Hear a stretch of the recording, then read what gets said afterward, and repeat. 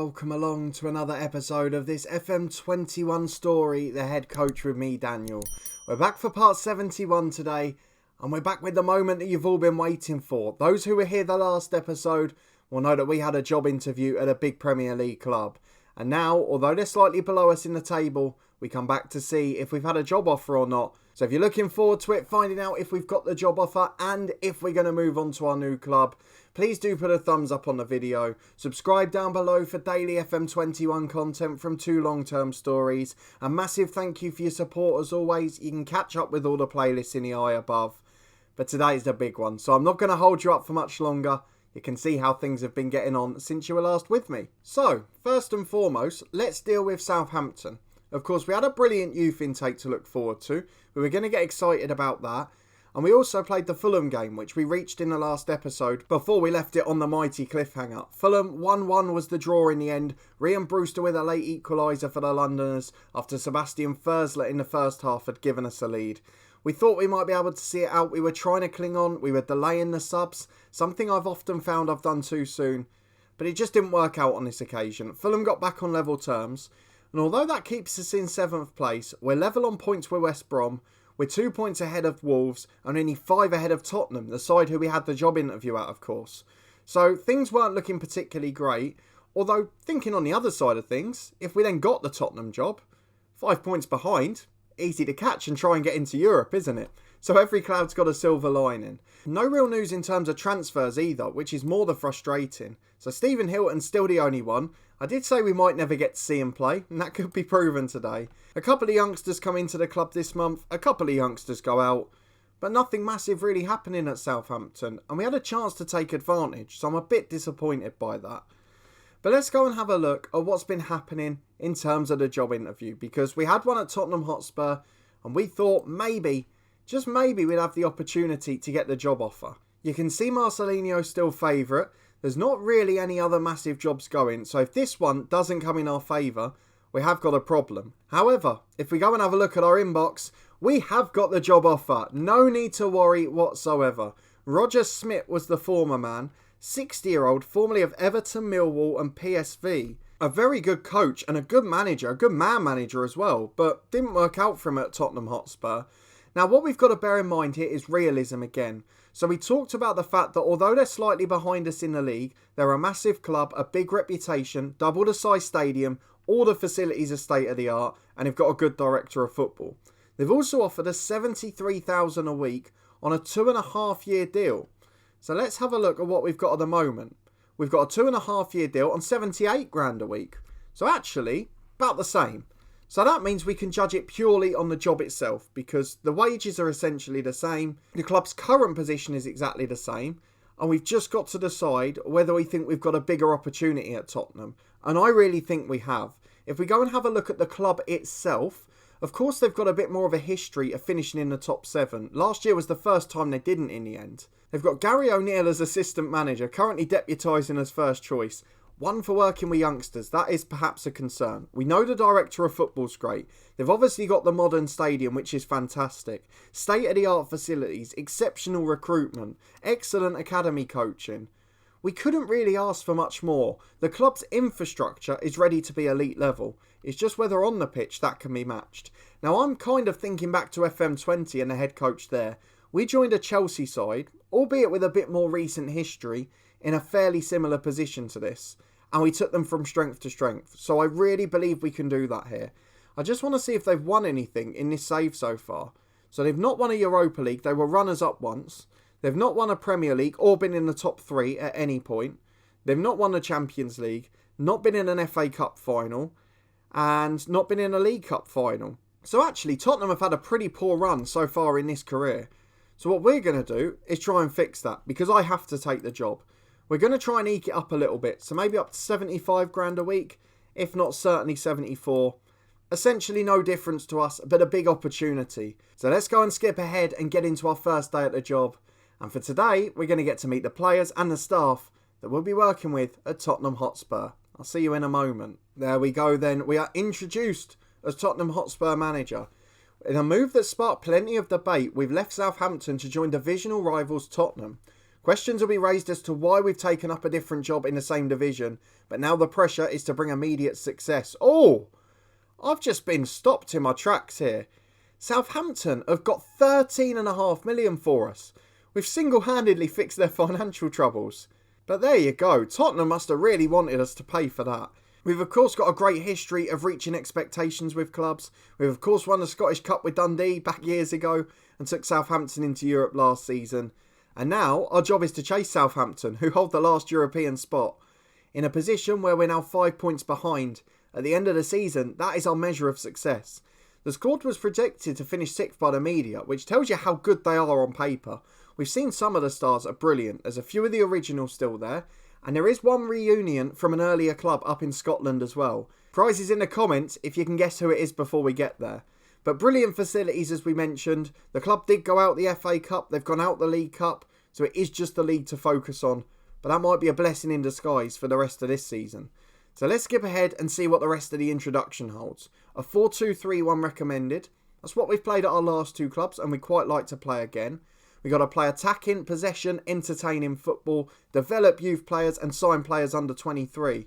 Sort of fits with our strategy perfectly. Of course the signings we can't be in control of, but everything else we'll make sure that happens. An interesting feature is the 4-year contracts for first team players. That's what we want to see. And going back to our interview in the last episode, we talked about challenging for the Europa League places. And here it says we've now got to qualify as an expectation. So we might well get sacked. Next year we got to work to challenge him for the title.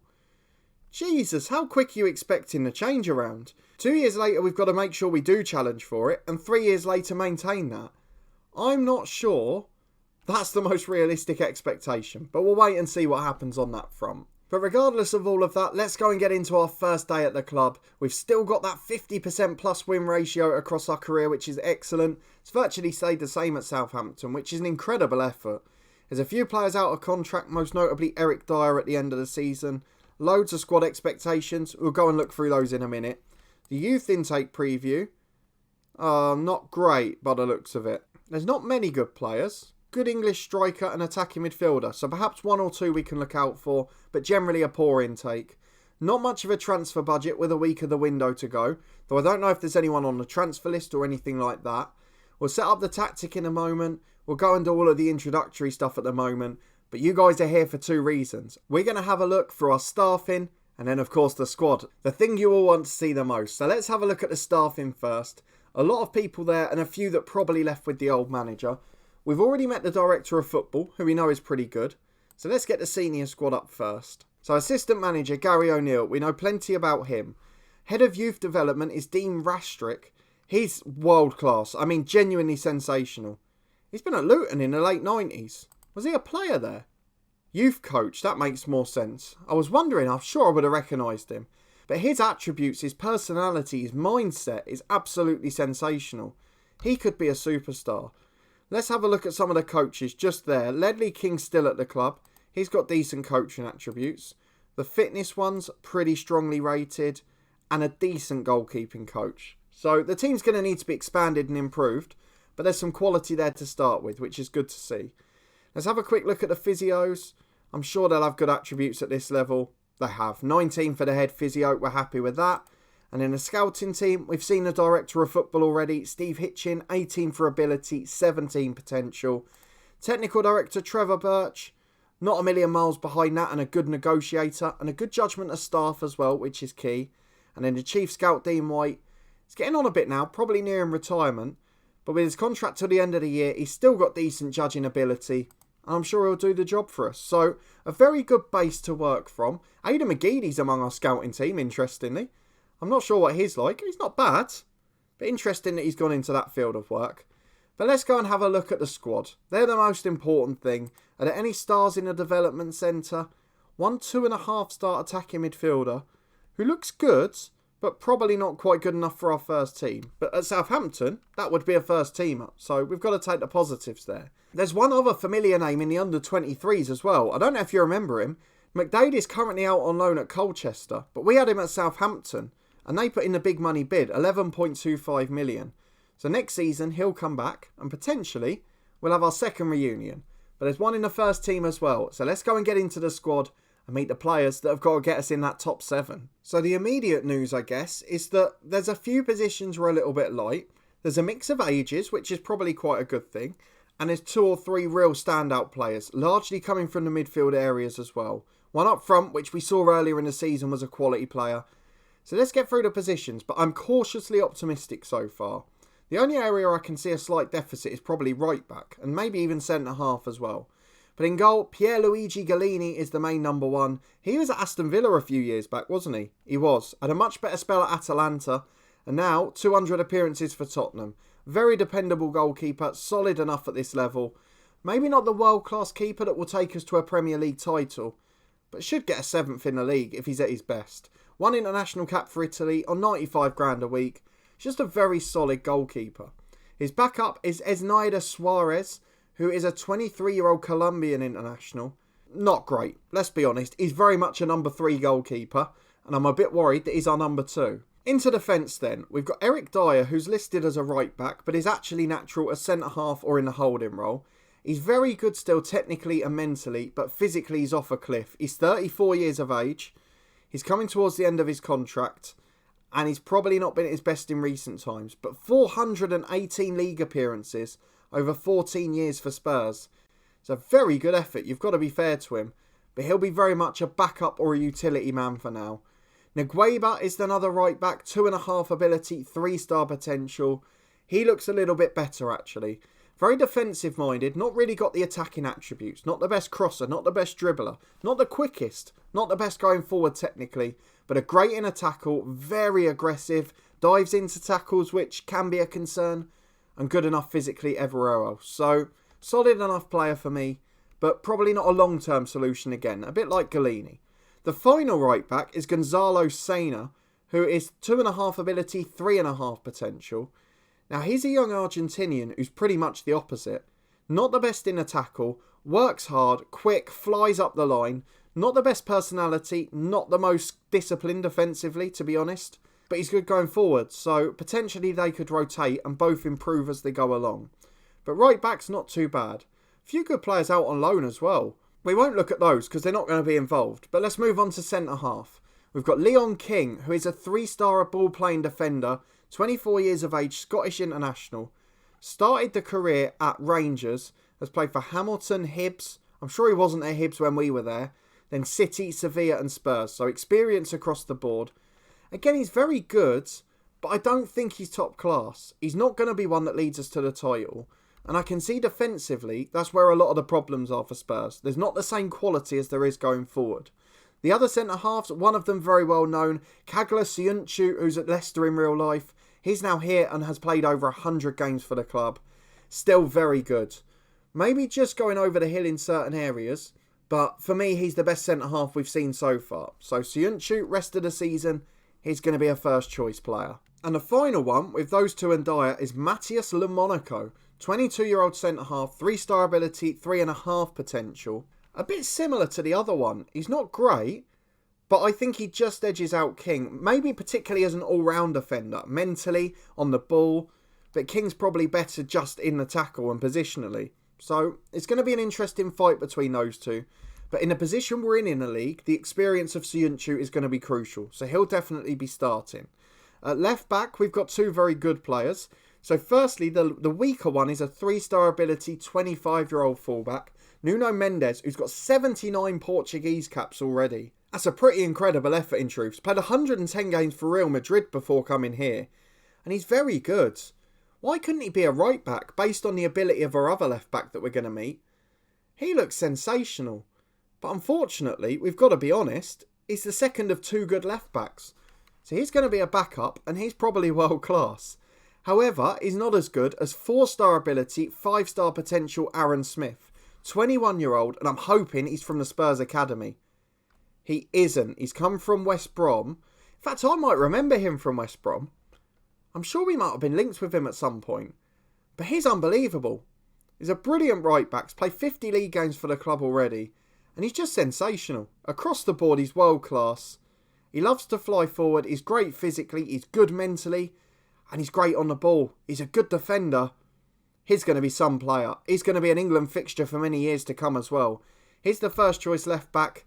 and Mendes can feel very hard done by. Into midfield though, and we're getting close to our reunion. But first up, Marcos Llorente, 32-year-old Spanish international, holding midfielder and centre mid, 3-star ability. He's a good player, he's a solid addition, he's played for big clubs, both of the Madrid sides and for Paris Saint-Germain as well.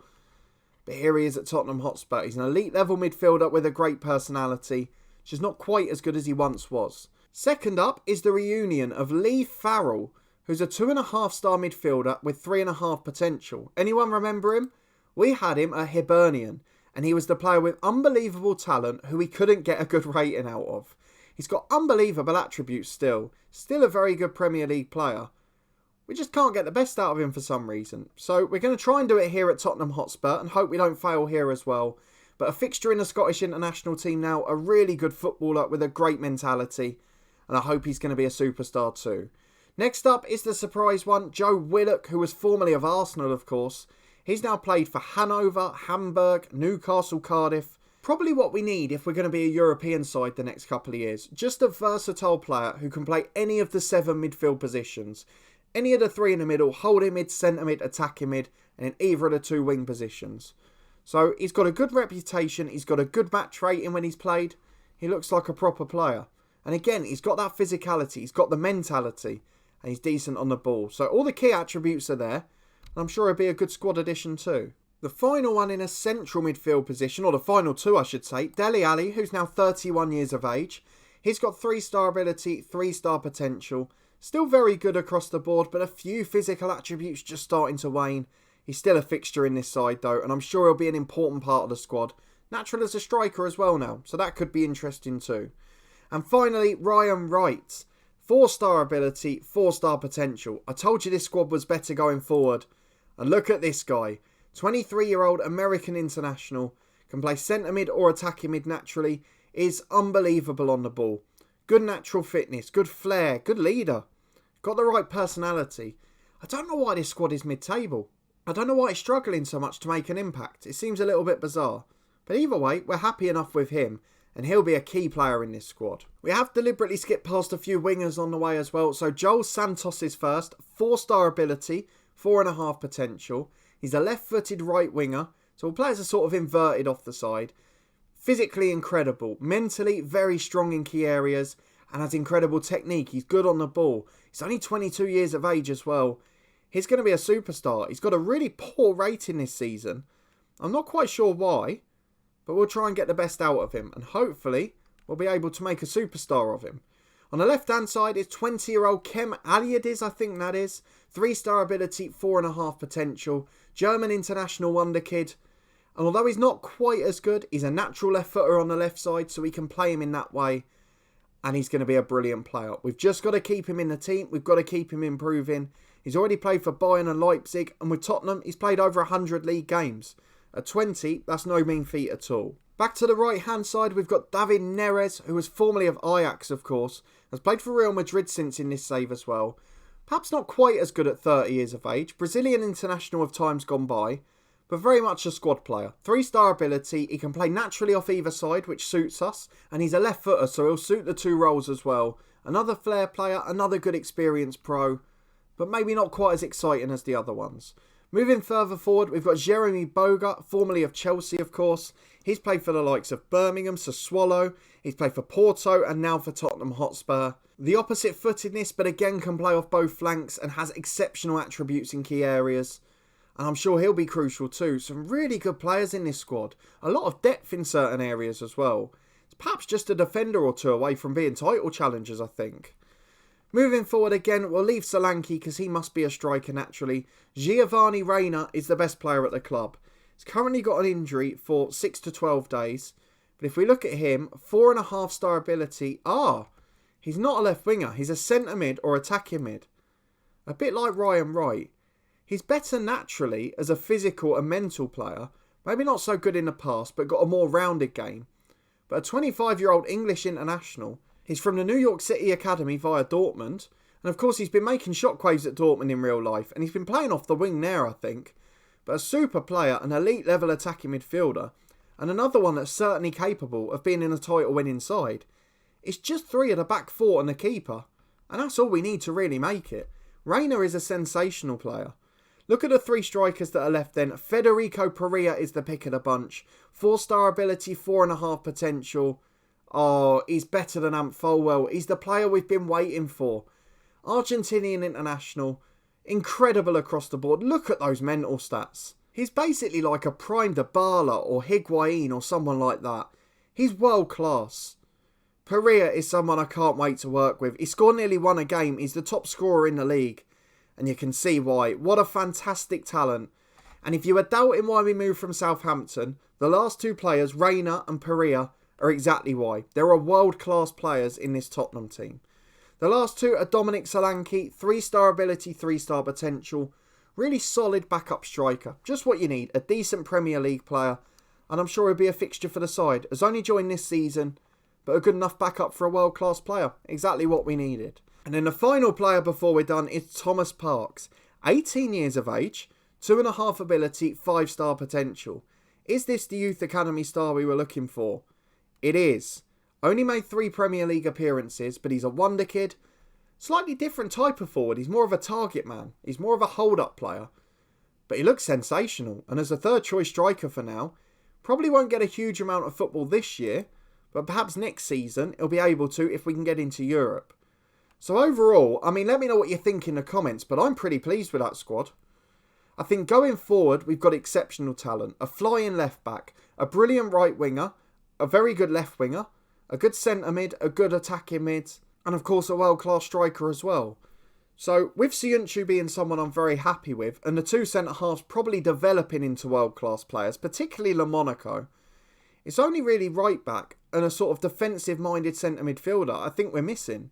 Llorente could probably do a job in the latter for now, but I can't see why we can't make the top 7 this year, and if we get 3 or 4 good additions in the summer, I can't see why we're not title challengers. So let me know what you think, because I've got a lot of hope for this Tottenham side. We've just got to make sure there's not a fire sale and that they don't let those superstars go. If we can get into Europe, it should end those slight concerns of wanting to play in a better competition. And fingers crossed if we keep them on side. Sky's the limit here. I really believe this is a quality side. And we're just 2 or 3 players away from being superstars. So with all of that said, of course, let me know what you think in the comments below of the squad. As we remember from the league, 5 points behind former club Southampton. When are we playing them? Because that is going to be a crucial game in the race for Europe. Oh, it's perfect. It's about halfway between as well. So what we're going to do is we're going to come back for our first 2 games in the next episode, because it also coincides with the end of the January window. Now, I'm not sure much will get done because there's only about 7.5 million in the budget, although there's a lot of wages, so they could move a little bit of it over. But we will show the 2 games. Bournemouth at home, Liverpool away, 2 very different type of matches, and the end of the window. We'll then play the next couple of months off camera and show Watford and Southampton, the reunion and the chase for Europe, which could be crucial at that stage. But if you did enjoy this episode, us taking the new job and the introduction to the Tottenham Hotspur staff and squad, please do put a thumbs up on the video. Let me know in the comments what you think of the team, what you think of our potential for this club. And looking at the squad and some of those attacking players we've introduced, do you agree with me that it's the right decision? I couldn't see a way where I could say no. If you want to stay up to date and find out how we get on for the rest of the season at Tottenham, please do subscribe down below and turn that notification bell on for daily FM21 content. You can catch up with all the playlists, including the live stream channel up in the eye above. I have also opened a Twitch page now as well, and will start testing some streams there soon. So please do go over and give it a follow if you haven't already. There's a link down in the description below. But a massive thank you for watching as always, your continued incredible support on the series and channel. And I'll see you next time for our debut at Tottenham Hotspur, as we've got a chance to take a club to the elite level of the game. Can we do it? We'll start the journey next time. See you there.